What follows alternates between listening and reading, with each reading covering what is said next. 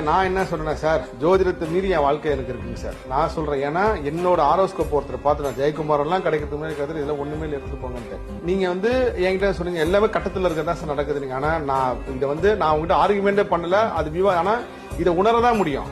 என்னோட கட்டத்துல இப்ப நான் இருக்கிற இதே வேறங்க சார். இதெல்லாம் மீறி நான் இருக்கேன்னா அது முருகர். விதியையும் ஜாதகத்தையும் மாத்துறாரு முருகர். நான் அதனால முருக பக்தர் எல்லாருக்கும் சொல்லுங்கம்மா, ஜோதிட கட்டம்ன்றது நீங்க பிறந்தப்ப எழுதினது. ஆனா நீங்க முருக பக்தர் ஆனதுக்கு அப்புறம் உங்களுக்கு ஒரு முருகர் வாழ்க்கை ஒண்ணு மாத்துவாரு. அது யாராலையும் கிடைக்கவே முடியாது. அது மாதிரி எத்தனையோ பேர் பாத்துருக்கேன் சார். இப்ப நான் ஜென்ம சனி நடக்குது எனக்கு, ஏன் ஜென்ம சனி ராசியில நடக்கிறவங்கள வாழலாமா வேண்டாமான்ற அளவுக்கு கட்டத்துக்கு போகும். முருகர் என்ன இப்படி உள்ளங்கையில வச்சு தாங்குறாரு.